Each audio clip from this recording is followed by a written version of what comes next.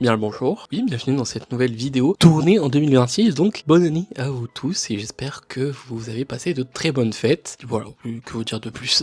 J'espère que tout va bien et que tout ira bien pour vous en 2026. La vidéo aujourd'hui c'est une vidéo avis sur le film FNAF, numéro 2 du nom. Oui, je crois que j'ai pas fait sur le 1. J'ai pas envie de dire de conneries, mais voilà, on va faire sur le 2 parce que il y a quelques petits trucs qu'il faut que je parle et que je pense ça peut être intéressant pour ceux qui n'ont pas forcément vu le film, ou ceux qui pensent voir le film, ou ceux qui ont peut-être des a priori sur le film.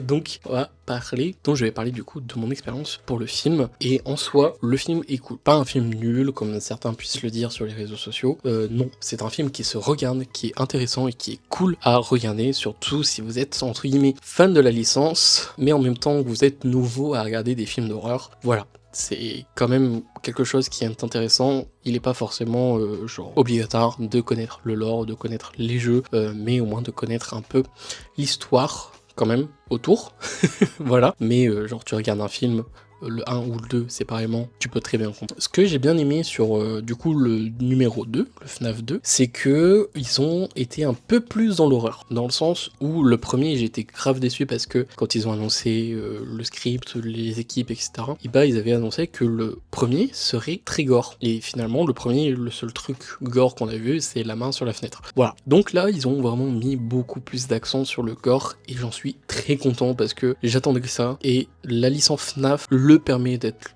le plus gore possible, comme la série Saw, et franchement je pense que pour la troisième j'espère que ce sera encore beaucoup plus gore, même si c'est destiné aux enfants, ça on le sait tous. Voilà, moi j'attends vraiment du gore sur cette série et cette licence, parce que possible d'en faire. Voilà. Bon, après au niveau du scénario, c'est vrai qu'on a eu des choses qui ont été un peu bâclées, mais en même temps dans le sens aussi différent de ce qu'on pourrait attendre, et de des fois le scénario est un peu nanar. Sur le premier, c'était les animatronics qui étaient amis avec la fille, et tu vois tous les personnages allongés, alors que dans FNAF tu les vois jamais contents ou sourire ou même faire quelque chose de joyeux. Là dans le 2, on a toujours cet aspect un peu nanar du scénario, en mode vas-y on met des trucs pour mettre des trucs, et c'est vrai qu'il y a certaines scènes où il faut se dire que ouais, des fois ça aurait été mieux que ça soit pas là, ou que ça aurait été beaucoup mieux réalisé, et ouais, je trouve ça un peu dommage parce qu'il y a certaines scènes, ça aurait pu être mieux. Genre par exemple,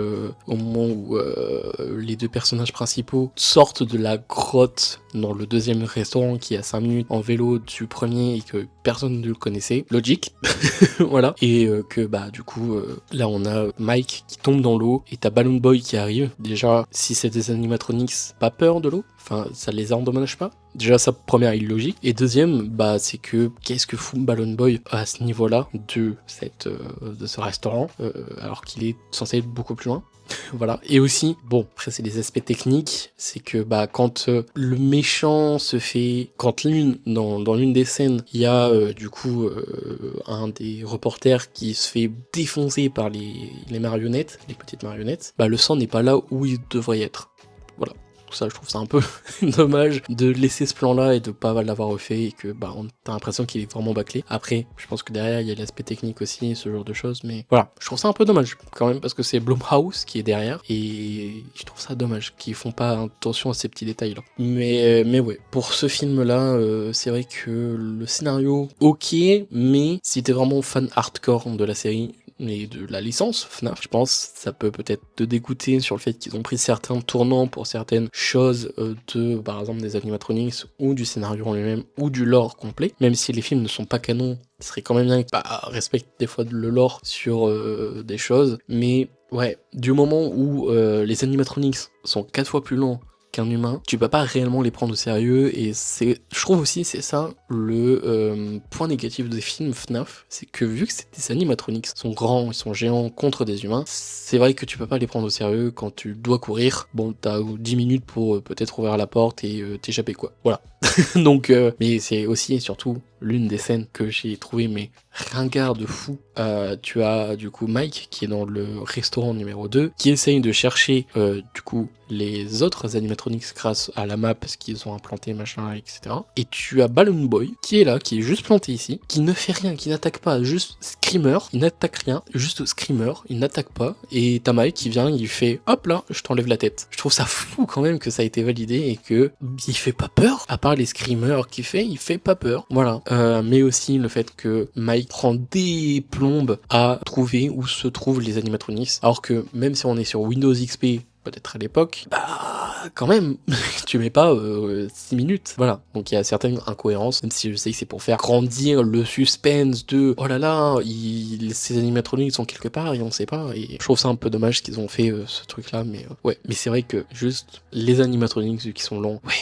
Enfin, tu peux pas dire oh j'ai peur d'eux alors que enfin tu peux tellement t'échapper plus vite qu'eux et même s'ils te retrouveront tu iras beaucoup plus vite qu'eux. Enfin bon voilà, mais j'espère que le 3 sera beaucoup plus intéressant et sera beaucoup plus gore et aspect peut-être plus lore. Là je sais qu'ils en ont mis un petit peu, mais il y a quand Vanessa est dans ses rêves, oui. Pourquoi il y a Baby Circus alors que non.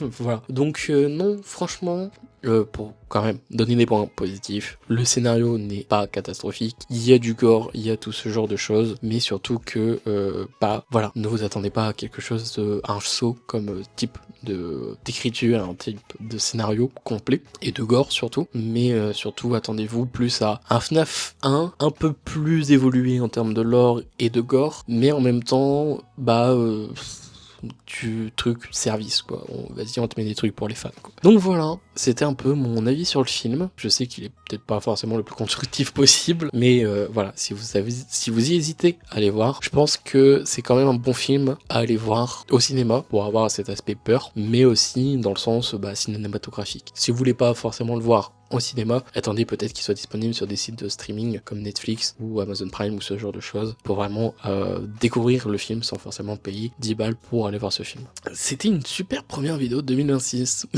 Voilà, si vous avez kiffé, n'hésitez pas à vous abonner, à liker et à partager. Et si vous êtes en podcast, n'hésitez pas non plus à suivre les différents podcasts concernant du coup ce format de podcast. Voilà, sur ce les gens, c'était Sky, merci de m'avoir suivi, j'espère que cela t'a peut-être aidé à vouloir peut-être regarder le film. Voilà, sur ce, des bisous à tous, crédit Jean Rêve, salut.